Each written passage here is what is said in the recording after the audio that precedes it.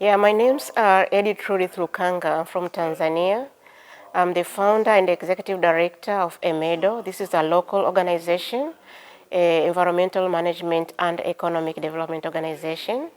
I'm also a convener of the National Network of Women Fish Processors and Fish Workers in Tanzania, which is called Tanzania National Women Fish Workers Association. And yeah, at an African level also, I'm the General Secretary of the African Women Fish Processors and Traders Network. And my participation at the global level is through the World Forum of Fish Harvesters and Fish Workers, to which I'm the co-president. In my area, the main challenge, I'm speaking from the women in small-scale fisheries. Despite the significant role that women play, they are faced with a lot of challenges. But one critical challenge is the lack of organization. They are not very well organized, and therefore that keeps them at a difficult situation in terms of airing those challenges to the decision makers so that they can work on them. So my organization has worked towards mobilizing, sensitizing the women and informing them to the level that recently we have formed and launched a national network of women in small-scale fisheries. But then forming an organization alone is not enough. We need more than that. And what is the important element of what we need for now is first access to resources, and mainly financial resources, so that they can come together, they meet, and to be trained on a lot of other things, including the regulatory framework that govern the sector related to family farming, related to food production, knowing their roles and responsibilities, but also being a network of women at the national level that brings women from different regions of the country. So we need to bring them together to share their ideas, share their experiences, and together unify their voices to air their issues and make them presented to the decision makers. The role of my organization include capacity building and empowerment of women in the small-scale fisheries sector. We build their capacities in terms of regulatory framework governing the fisheries sector, and this is important. Access to information. Yeah, communication is a tool which is very, very important, in a sense that when we talk of implementation of the international policies, implementation happens on the ground at the national level and at the local level, where the local communities, the small-scale fishers, fish workers, men and women, they don't speak the languages to which the instruments are developed. So with communication, we are able to first interpret the instruments into local languages, where the local communities can identify and can be made to be aware of what is happening. But also with communication, we can develop communication tools. For example, if I may give an example, for the implementation of the small-scale fisheries guidelines, we developed a small video, and with that video, within just 7 minutes, it tells the whole process and content of the SSF guidelines. So these are just some of the key, examples, that can be done with communication. But also using media, for example, you reach so many people at the same time. So this awareness raising, building the capacities of the communities, identifying local medias is really key. Another example, apart from the high-end media, for example, in my local communities, we have been using a community theater. We identify local groups, we train them on the content or the messages that we want them sent to the communities, and they would perform. So through that, that's communication. So you can deal with communication in a lot of different ways, and this already shows how communication is important. And with that, then, it is key also to empower the media personnel, you know, the media people, so that they are able to spread the news everywhere into different languages and to reach a wide range of people, including women and youth.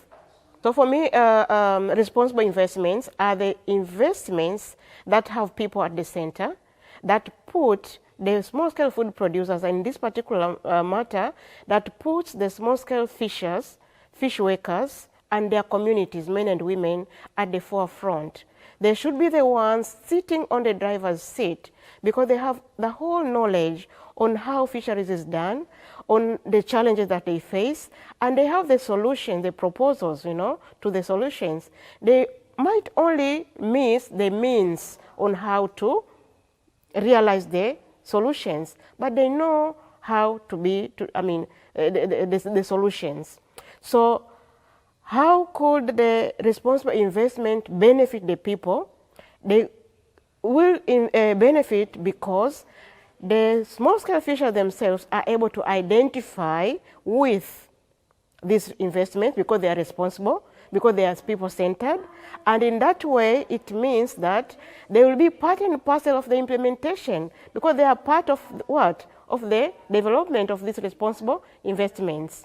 They'll be part of the implementation, they'll be part of the monitoring, but also they'll be happy to see the results or the outcome out of these investments, you know. So this is important because at the end of the day, if we have all the investments to be people-centered, it means even the implementation will be easy.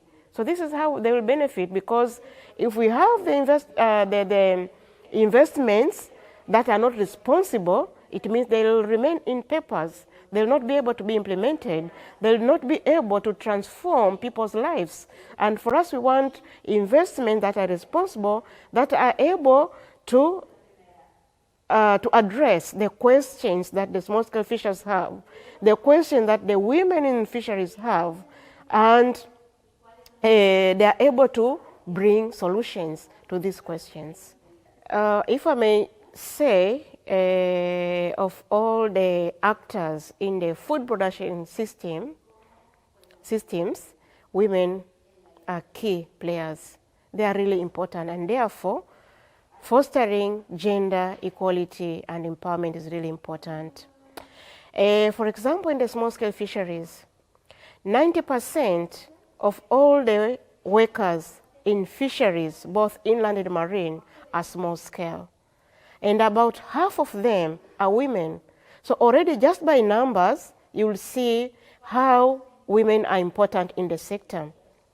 But again, if you look at the post-harvest sector or the transformation sector, women are the majority, more than 90% are women. So this is already, it tells a lot in itself, and therefore it is important to have the voices of this majority of actors be heard.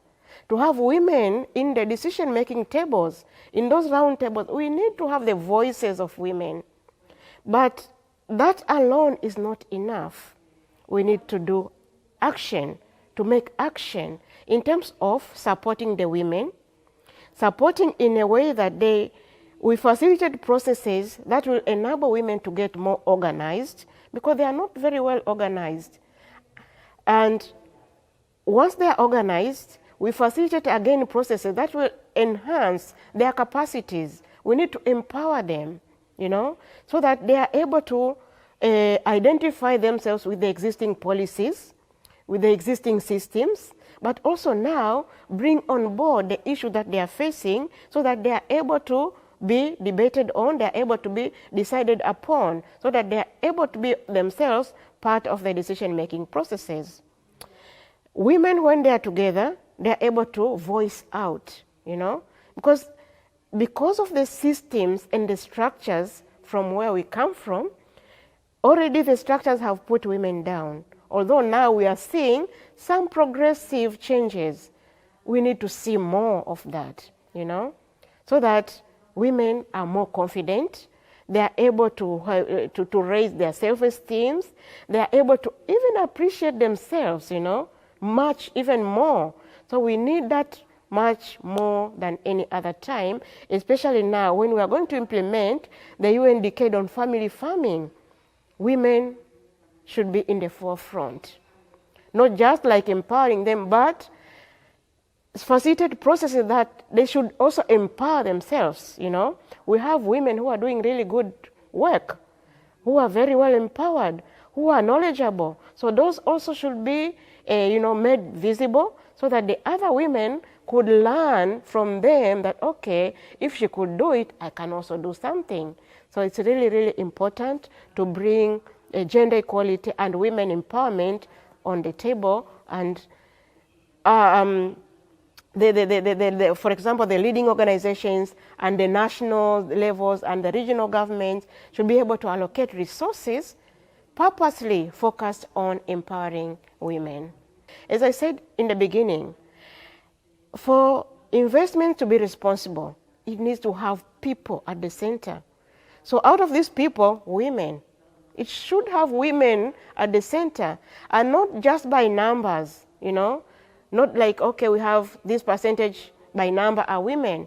No, we need to see more real, practical, you know, actions happening on the ground that will be able to transform women. You know, for example, in the fish processing sector, women suffer a lot. The infrastructure is not good at all. You know, they would bend most of the time. They would be standing, you know, most of the time under the sun, no shade. When they'll transport, they'll carry, you know, the fish baskets or the buckets on their heads, moving door to door. So all those things, we need to see actions that would help the woman, that will help women to transform that to be in a better placed, and that the environment for them to operate should improve. So this is what we would call a responsive or responsible investment that is in favor of women.